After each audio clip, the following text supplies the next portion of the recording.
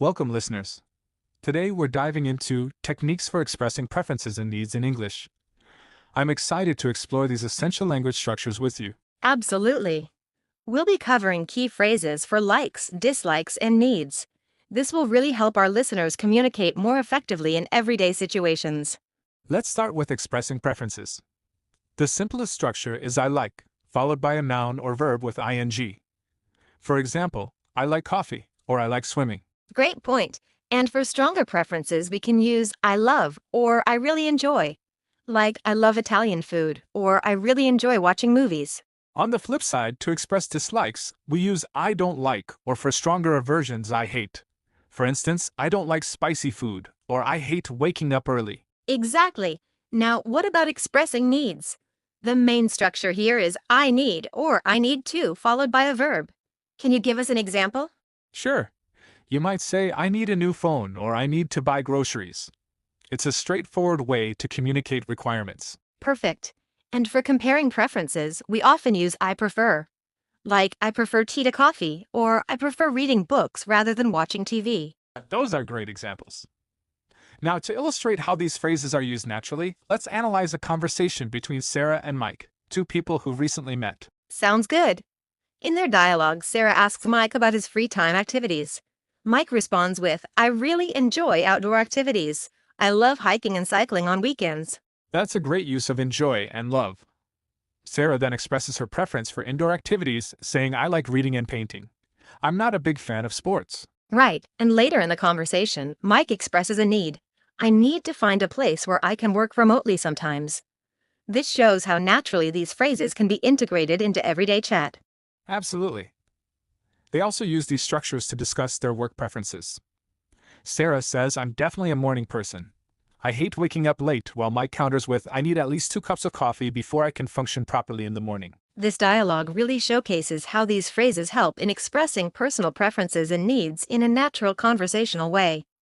It's a skill that's crucial for more meaningful interactions in English. Now that we've seen these phrases in action, let's dive deeper into how to use them effectively. One key point is to be specific when expressing preferences. Instead of just saying, I like music, you could say, I really enjoy listening to jazz while working. That's a great tip. It adds more depth to the conversation.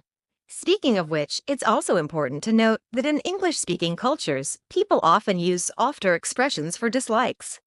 For instance, instead of I hate seafood, you might hear seafood isn't really my thing. Excellent point. This leads us to another important aspect, cultural nuances in expressing preferences and needs.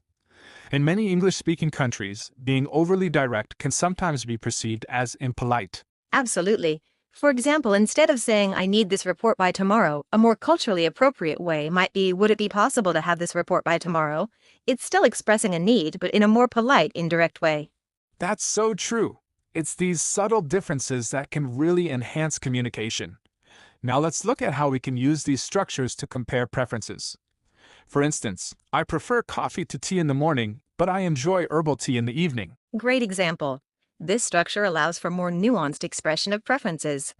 It's also worth noting that we can use these phrases to talk about hypothetical situations. Like, if I had to choose, I'd prefer living in the city rather than in the countryside. That's a fantastic point. It shows how versatile these structures can be. Now let's consider how we can use these phrases in professional settings. For instance, in a job interview, you might say, I really enjoy working in team environments, or I prefer projects that allow for creative problem solving. Excellent examples. And in a work context, expressing needs clearly is crucial. You might say, I need more information to complete this task effectively, or I need to schedule a meeting to discuss this further. Absolutely.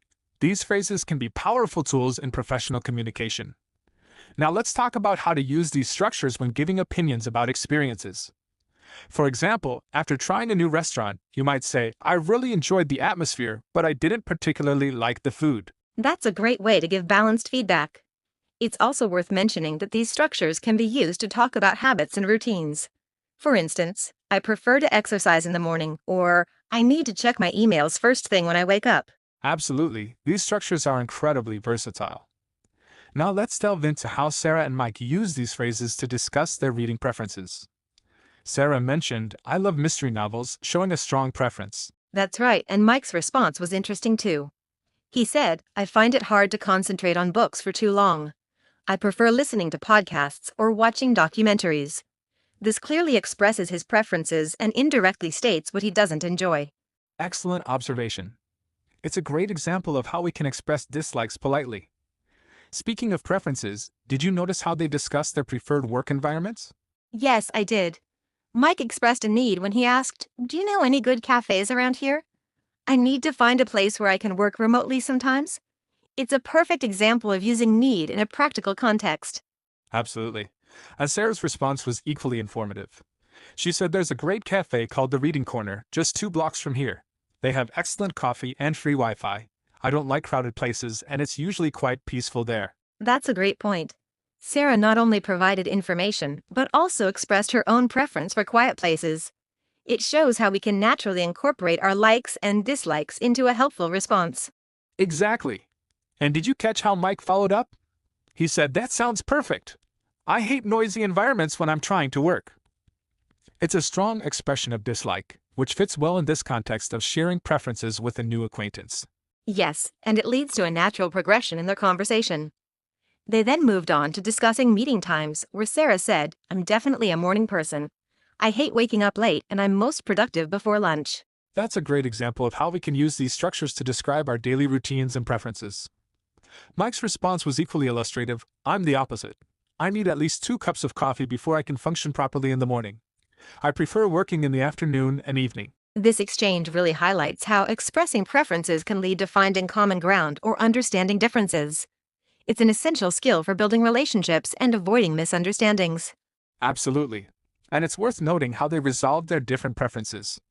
Sarah suggested, well, maybe we can compromise and meet around lunchtime? This shows how expressing preferences can lead to practical solutions. That's an excellent point. It demonstrates that the goal of expressing preferences isn't just to state what we like or dislike, but to facilitate better communication and coordination with others. Now that we've analyzed the dialogue, let's move on to some practical exercises to help our listeners internalize these structures. We'll start with a sentence completion exercise. Great idea. I'll provide some incomplete sentences and listeners can pause the podcast to fill them in with their own preferences. Let's begin with, I like to, in my free time. That's a perfect start. After that, we could use I don't like because. This allows listeners to practice expressing dislikes with reasons. Excellent. For our third sentence, how about I prefer rather than?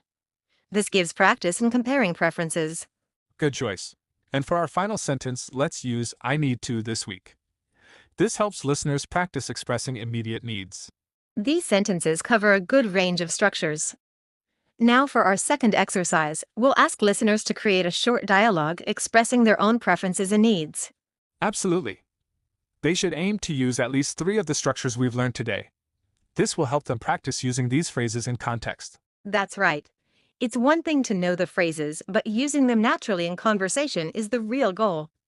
Listeners, take your time with this exercise. There's no rush. Great point. And remember, the key is to make it sound natural. Don't force the phrases if they don't fit the flow of your dialogue. Exactly. Now, before we wrap up, let's talk about some cultural tips for expressing preferences and needs in English-speaking contexts. That's crucial. In many English-speaking cultures, especially British and American, people often use more indirect or softened forms to express needs or requests. Right. For instance, instead of saying, I need this, you might hear, I would need this, or I was wondering if I could have this. It's a way of making the request less direct and thus more polite. Exactly. And when expressing dislikes, English speakers tend to use euphemisms. Rather than saying, I hate this movie, they might say, this movie wasn't really my cup of tea. That's a great example. It's important to remember that in some cultures, being direct is valued, but in many English-speaking countries, a more nuanced approach is often appreciated. That's an excellent point about cultural differences. It's crucial to understand these nuances when communicating in English. Now let's recap the key points we've covered in this episode. Absolutely. We've discussed structures for expressing likes, dislikes, needs, and preferences. We've seen how these are applied in real-life situations through the Sarah and Mike dialogue. We've also provided practical exercises for mastering these expressions and shared some valuable cultural tips for polite communication in English-speaking contexts. That's right. And speaking of cultural tips, it's worth noting that the level of directness can vary even within English-speaking countries. For instance, British English tends to be more indirect than American English. Good point. For example, a British person might say, I was wondering if you might possibly be able to help me, while an American might say, could you help me please? Exactly. These subtle differences can really impact how your message is received. Now, looking ahead, our next episode will focus on daily routines and expressing frequency in English. That's a great follow-up to today's topic. It'll help our listeners build on what they've learned about expressing preferences and needs by applying it to their daily lives.